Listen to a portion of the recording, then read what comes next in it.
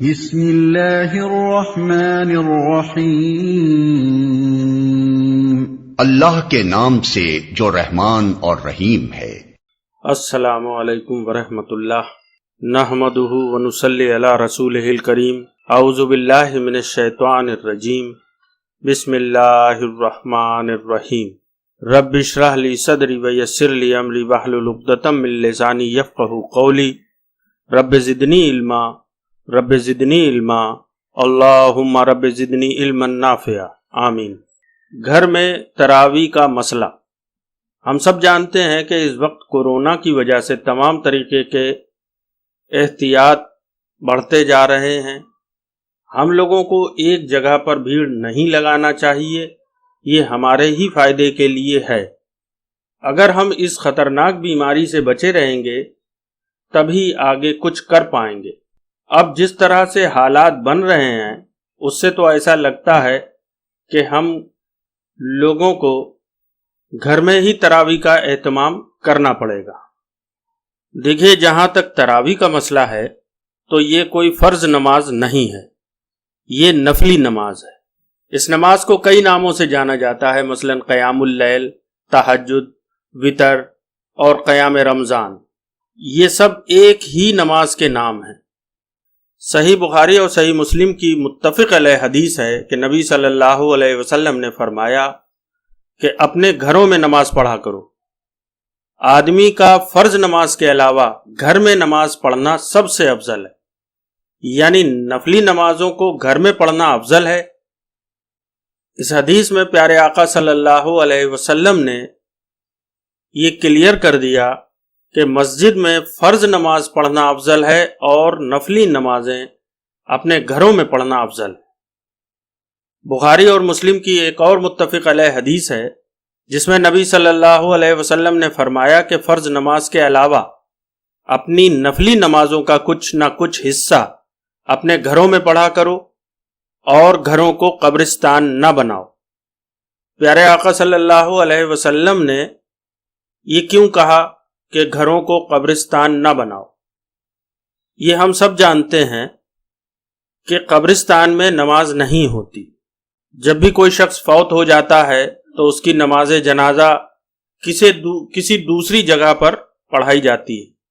اسی وجہ سے پیارے آقا صلی اللہ علیہ وسلم نے فرمایا کہ نفلی نمازیں اپنے گھروں میں پڑھو اور اپنے گھروں کو قبرستان نہ بناؤ، کیونکہ قبرستان میں کوئی نماز نہیں ہوتی، نہ ہی نماز جنازہ، بلکہ حدیثوں میں یہاں تک آیا ہے کہ جس جگہ قبر ہو اس جگہ نماز نہیں ہوتی۔ صحیح مسلم میں ایک اور حدیث ہے جس میں پیارے آقا صلی اللہ علیہ وسلم نے فرمایا کہ جب کوئی بندہ گھر میں نفلی نماز پڑھتا ہے تو اس کی وجہ سے اللہ تعالیٰ گھر میں برکت نازل فرما دیتا ہے۔ اس طرح کی احادیث بخاری اور مسلم میں مسلسل آتی ہیں۔ فرض کے علاوہ نفلی نمازیں گھر میں ادا کرو، یعنی پیارے آقا صلی اللہ علیہ وسلم مسلسل اس بات کی ترغیب دلا رہے ہیں کہ نفلی نمازیں اپنے گھروں میں ادا کرو۔ نبی صلی اللہ علیہ وسلم کی یہ مبارک عادت تھی کہ وہ ساری نفلی نمازیں گھر میں ہی پڑھا کرتے تھے۔ تو اس طرح سے نفلی نمازیں گھروں میں پڑھنا یہ بھی ایک سنت ہے، یعنی پیارے آقا صلی اللہ علیہ وسلم کا یہی عمل ہے۔ بخاری اور مسلم میں آتا ہے کہ اما عائشہ رضی اللہ عنہ فرماتی ہیں کہ نبی صلی اللہ علیہ وسلم جب فرض کی جماعت کرانے جاتے تھے تو اس سے پہلے 2 رکعت گھر میں ادا کرتے تھے، پھر جب ظہر کی نماز کی جماعت کرانے جاتے تھے تو اس سے پہلے 4 رکعت گھر میں پڑھ کر جاتے تھے اور واپس آ کر گھر میں 2 رکعت نماز ادا کرتے تھے۔ پھر جب مغرب کی نماز کی جماعت کرانے جاتے تھے تو اس کے بعد گھر میں آ کر 2 رکعت سنت پڑھتے تھے۔ پھر جب عشاء کی نماز کی جماعت کرانے جاتے تھے تو اس کے بعد گھر میں آ کر 2 سنت پڑھتے تھے۔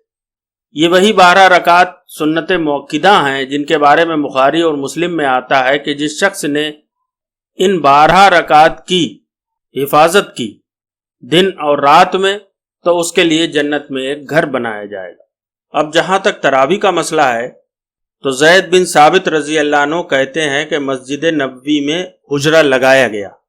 آپ صلی اللہ علیہ وسلم نے ہمیں رمضان کا قیام کرایا، 2 یا 3 راتوں تک کرایا، اور پھر نبی صلی اللہ علیہ وسلم اپنے حجرے سے نہیں نکلے.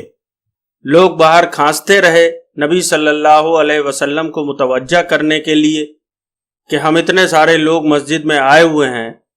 وہ کہتے ہیں کہ ہم کو بہت اچھا لگتا تھا جب ہم نبی صلی اللہ علیہ وسلم کے پیچھے قیام اللیل کرتے تھے کہ نبی صلی اللہ علیہ وسلم قرآن پڑھ رہے ہیں اور ہم سب ان کے پیچھے سن رہے ہیں. تو نبی صلی اللہ علیہ وسلم تیسری یا چوتھی رات کو حجرے سے باہر نہیں نکلے حتیٰ کہ وہ فجر میں تشریف لائے، اور انہوں نے فرمایا کہ مجھے تمہارے لوگوں کی موجودگی کا احساس تھا، میں جان بوجھ کر باہر نہیں نکلا، کہیں ایسا نہ ہو کہ اللہ تعالیٰ کو یہ نماز اتنی پسند آ جائے کہ کہیں وہ اس کو تم پر فرض نہ کر دے اور تم لوگ مشقت میں نہ پڑ جاؤ اور پھر اس کا خیال نہ رکھ سکو. یعنی پیارے آقا صلی اللہ علیہ وسلم کو امت کو مشقت میں ڈالنا بالکل پسند نہیں تھا. اسی لیے پیارے آقا صلی اللہ علیہ وسلم اپنے حجرہ مبارک سے باہر نہیں نکلے، کہیں ایسا نہ ہو کہ اللہ تعالیٰ کو یہ نماز اتنی زیادہ پسند آ جائے کہ وہ لوگوں پر فرض کر دی جائے. اچھا، بخاری کے ایک اور طریق میں یہ الفاظ بھی ہیں کہ نبی صلی اللہ علیہ وسلم سخت ناراض ہوئے اور لوگوں سے کہا کہ جاؤ اپنے گھروں میں جا کر نماز پڑھو، میری اس مسجد سے بھی بہتر ہے کہ لوگ نفلی نمازیں اپنے گھروں میں پڑھیں. اب ذرا آپ غور کریں کہ نبی صلی اللہ علیہ وسلم نے یہ بات کب کہی. وہ رمضان کے دن تھے، اور جب پیارے آقا صلی اللہ علیہ وسلم اپنے حجرہ مبارک سے تیسری یا چوتھی رات کو تراویح پڑھانے کے لیے باہر نہیں نکلے، اس کے بعد فجر میں یہ بات ارشاد فرمائی. تو یہ بات خاص طور سے تراویح کے متعلق ہے اور قیام رمضان کے متعلق ہے. تو ہم کو پیارے آقا صلی اللہ علیہ وسلم نے اس بات کی اجازت دی ہے کہ ہم نفلی نمازیں اپنے گھروں میں پڑھیں. یعنی مسجد نبوی بھی ہے، پیارے آقا صلی اللہ علیہ وسلم بھی ہیں، اس کے باوجود پیارے آقا صلی اللہ علیہ وسلم فرماتے ہیں کہ مرد کا نفلی نماز اپنے گھروں میں پڑھنا ہماری اس مسجد میں نفلی نماز پڑھنے سے بہتر ہے. اب دیکھ لیں، تراویح کی نماز تو نفلی نماز ہے، اسے اگر آپ سنت بھی مان لیں تب بھی پیارے آقا صلی اللہ علیہ وسلم نے کلیئر فرما دیا کہ فرض نماز کے علاوہ جو بھی نماز ہے وہ اپنے گھروں میں افضل ہے. اور ہمارے سامنے تو اس وقت یہ سچویشن آ گئی ہے کہ ہمیں احتیاط کی ضرورت ہے. تو گھر میں تراویح پڑھنے میں کوئی گناہ نہیں بلکہ افضل بتایا گیا ہے. اور یہی وجہ ہے کہ شیعہ لوگ سرے سے نماز تراویح کا ہی انکار کر دیتے ہیں، اور سنی تو ایک قدم اور آگے ایکسٹریم پر چلے گئے ہیں. وہ کہتے ہیں کہ جس نے تراویح نہیں پڑھی اس کا کوئی روزہ نہیں. اب جب ہم ان سے پوچھتے ہیں کہ یہ کہاں لکھا ہوا ہے کہ جس نے تراویح نہیں پڑھی اس کا روزہ نہیں، تو وہ کہتے ہیں کہ یہ تو ہم سنتے ہی چلے آ رہے ہیں. یہ کہانی ٹھیک اسی طرح کی کہانی ہے کہ جیسے پہلے لوگ کہتے تھے کہ لوگ بغلوں میں بت رکھ کر آتے تھے، اس وجہ سے نبی صلی اللہ علیہ وسلم نے رفع یدین کرائی. حالانکہ اب لوگ اس بات کو کم کہتے ہیں، لیکن پھر بھی ابھی ایسے لوگوں کی تعداد بہت زیادہ ہے جو ابھی بھی یہ مان کے چلتے ہیں کہ بغلوں میں لوگ بت لے کر آتے تھے، جس کی وجہ سے رفع یدین ہوتی تھی. اب اس طرح کی باتیں، یہ کہانیاں کس نے کرائی اور اسے امت پر لا کر کس نے کھڑا کیا ہے؟ اس طرح کی بے بنیاد باتیں امت میں انجیکٹ کس نے کی؟ جبکہ یہ بتوں والی بات کسی کتاب میں بھی موجود نہیں. حد تو یہ ہے کہ نہ اس کے بارے میں کوئی ضعیف حدیث ہے اور نہ ہی کوئی من گھڑت حدیث ہے. یعنی کسی بھی ٹائپ کی کوئی حدیث اس بارے میں موجود نہیں ہے کہ لوگ بغلوں میں بت لے کر آتے تھے. اب اس بات سے اندازہ لگایا جا سکتا ہے کہ ہمارے کچھ علماء کا کچھ معاملات میں کردار کیسا رہا؟ صحیح مسلم میں حضرت ابو ہریرہ رضی اللہ عنہ سے روایت ہے، وہ فرماتے ہیں کہ نبی صلی اللہ علیہ وسلم اپنی ساری عمر ہم کو قیام رمضان کی ترغیب دلاتے رہے اور کبھی بھی انہوں نے اس کی فرضیت نہیں بتائی، یعنی یہ نہیں کہا کہ یہ نماز فرض ہے، تم لوگوں پر لازم ہے، اور پیارے آقا صلی اللہ علیہ وسلم اس دنیا سے تشریف لے گئے۔ پھر سیدنا ابو بکر رضی اللہ عنہ کا دور آیا، یہ معاملہ اسی طرح چلتا رہا، یعنی لوگ اپنے اپنے گھروں میں نماز پڑھتے رہے۔ پھر حضرت عمر رضی اللہ عنہ کا شروعات کا 2 سال کا دور آیا اور اس میں بھی معاملہ اسی طرح چلتا رہا۔ پھر صحیح بخاری میں آتا ہے کہ ایک صحابی ہیں عبد الرحمن بن عبد القاری، وہ فرماتے ہیں کہ ایک بار ہم حضرت عمر رضی اللہ عنہ کے ساتھ رات کے وقت گشت پر نکلے، تو پھر جب ہم مسجد نبوی پہنچے تو ہم نے دیکھا صحابہ اکرام ٹولیوں میں قیام رمضان کرا رہے، ٹولیوں میں یعنی کہ چھوٹے چھوٹے گروپس میں چھوٹی چھوٹی جماعتیں وہاں پر لگی ہوئی۔ اسے دیکھ کر عمر رضی اللہ عنہ نے کہا کہ کیا ہی اچھا ہو کہ میں ان کے لیے ایک امام مقرر کر دوں اور سب کو ایک امام کے پیچھے جمع کر دوں۔ پھر عمر رضی اللہ عنہ نے آرڈر جاری کیا کہ ابی بن کعب رضی اللہ عنہ، جن کے بارے میں جن 4 صحابہ کے بارے میں آیا ہے کہ ان سے قرآن سیکھو، ان کو سب کا امام بنایا اور سب لوگوں کو حضرت ابی بن کعب رضی اللہ عنہ کے پیچھے جمع کر دیا۔ پھر کچھ دنوں کے بعد حضرت عمر رضی اللہ عنہ گشت پر نکلے اور انہوں نے دیکھا کہ سارے لوگ حضرت ابی بن کعب رضی اللہ عنہ کے پیچھے نماز پڑھ رہے ہیں۔ اسے دیکھ کر انہوں نے کہا کہ نعمت البدعۃ ھذہ، یہ کتنی اچھی بدعت ہے، حالانکہ وہاں کوئی بدعت نہیں ہو رہی تھی۔ جیسا کہ پہلے بیان ہو چکا ہے کہ پیارے آقا صلی اللہ علیہ وسلم نے 2 یا 3 رات تراویح کی جماعت کرائی تھی، تو جو کام نبی صلی اللہ علیہ وسلم نے کیا ہو اس کو بدعت کیسے کہا جا سکتا ہے؟ اچھا، نبی صلی اللہ علیہ وسلم نے جب 2 یا 3 رات تراویح پڑھائی تھی تو انہوں نے یہ بھی فرمایا تھا کہ میں جان بوجھ کر اپنے حجرے سے باہر نہیں نکلا، کہیں ایسا نہ ہو کہ یہ نماز تم پر فرض کر دی جائے اور تم لوگ مشقت میں پڑ جاؤ۔ حضرت عمر رضی اللہ عنہ نے آگے فرمایا کہ اس سے بہتر وہ نماز ہے جو لوگ اپنے گھروں میں رات میں اٹھ کر ادا کرتے ہیں، یعنی جو تہجد کے وقت نماز پڑھی جاتی ہے، اس نماز کو حضرت عمر رضی اللہ عنہ نے جو جماعت سامنے ہو رہی تھی، ابی بن کعب رضی اللہ عنہ جس کی امامت کرا رہے تھے، اس کو دیکھ کر عمر رضی اللہ عنہ نے یہ کہا۔ حضرت عمر رضی اللہ عنہ نے فرمایا کہ اس سے بہتر وہ نماز ہے جو لوگ گھروں میں رات میں اٹھ کر پڑھتے ہیں۔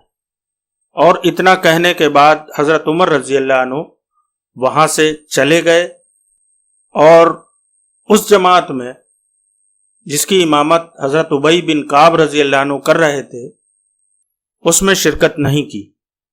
اب آخر میں ایک بحث جو ہر سال رمضان میں ہوتی ہے اور جس میں لوگ سب سے زیادہ اپنا وقت لگاتے ہیں، وہ یہ ہے کہ تراویح کی رکعت کتنی ہیں۔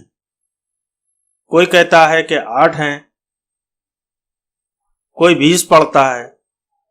حالانکہ ہم کو اس بحث میں نہیں پڑھنا چاہیے، اتنی احادیث یہاں بیان ہو چکی ہیں کہ جس سے یہ بات کلیئر ہو جاتی ہے کہ یہ کوئی فرض نماز نہیں، یہ ایک نفلی نماز ہے۔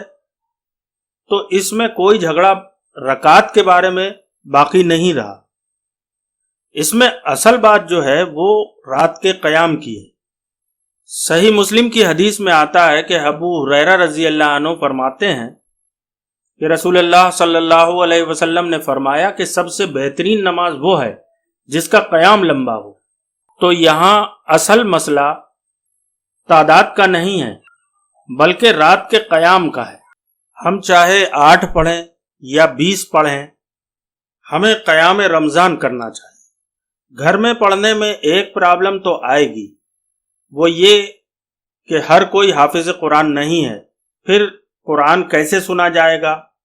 حالانکہ ذخیرہ احادیث میں کوئی ایسی روایت نہیں ملتی جس میں اللہ کے رسول صلی اللہ علیہ وسلم نے یہ حکم دیا ہو کہ قیام رمضان میں قرآن کو مکمل پڑھا جائے یا سنا جائے۔ جو الفاظ احادیث میں آئے ہیں وہ یہ ہیں کہ جس نے ایمان اور احتساب کے ساتھ قیام رمضان کیا اس کے سارے گناہ بخش دیے جائیں۔ اس میں کہیں نہیں آیا کہ قرآن کو مکمل سنو۔ اس حدیث میں بھی جو خاص بات ہے وہ قیام کی ہے۔ اب ہم کو جیسا موقع ملے، یعنی اگر ہمیں سرکار کی طرف سے یہ چھوٹ ملے کہ ہم جیسے پڑھتے ہیں تو پھر ہم ویسے پڑھتے رہیں گے، اور اگر کچھ پابندیاں آتی ہیں تو ہم کو ان کو ماننا چاہیے اور سرکار کے حساب سے ہی عمل کرنا چاہیے۔ اس کے مطابق ہم کو گھروں پر نماز ادا کرنا چاہیے۔ آخر میں اللہ تعالیٰ سے دعا ہے کہ اللہ تعالیٰ ہم سب کو قرآن و سنت کو سمجھنے اور اس کے مطابق عمل کرنے کی توفیق عطا فرمائے، اور پیارے آقا صلی اللہ علیہ وسلم ہم کو جو ہدایات دے گئے ہیں ان کے مطابق عمل کرنے کی توفیق عطا فرمائے۔ آمین یا رب العالمین۔